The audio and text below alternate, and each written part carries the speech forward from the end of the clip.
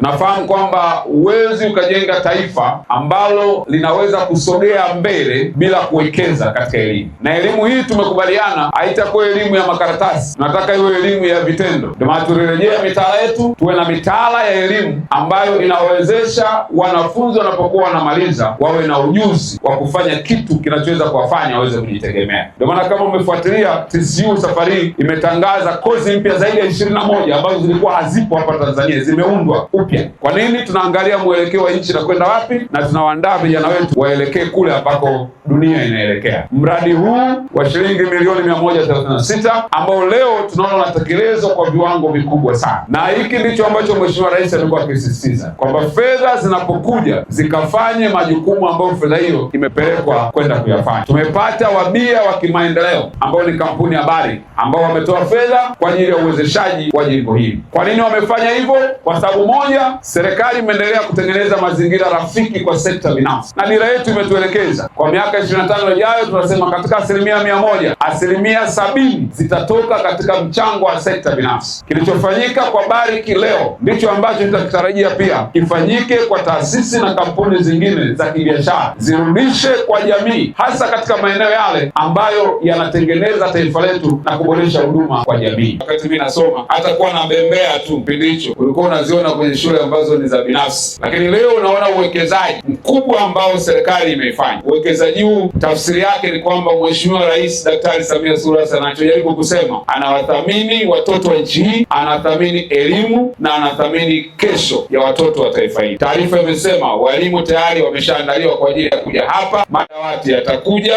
lakini vitabu vitakuja ili watoto wanaosoma hapa wawe bora. Na ndio maana unaona uwekezaji huu sasa hivi haufanyiki tu mijini, unafanyika mpaka maeneo ya pembezoni, kwa sababu Mheshimiwa Rais anasema watoto wa kila kona ya nchi hii wapate mazingira mazuri ya kusoma na wapate elimu bora ili kesho yao pia iwe bora. Daktari Samia oye!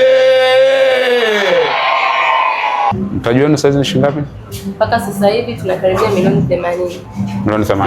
Ndio. Na mlianza na shilingi ngapi? Tulianza na milioni 50. Kwa mkopo mmeshaanza kulipa, sio? Tumeanza kulipa na mpaka tuko milioni 1.4. Baada ya kununua kiwanja tukaanza. Kiwanja mlinunua shilingi ngapi? Tulinunua milioni 10. Kwa hiyo mlichangishana? Tulichangishana wote. Baada ya hapo tukaanza mradi wa kuanzisha kunyanyua boma. Na mpaka kumaliza jengo tumetumia zaidi ya milioni 75 kama na 700,000. Mkopo wa kwanza ndio huo ambao tumepata milioni 50. Kama tulivyoongea, sisi tutaendelea kuwa support.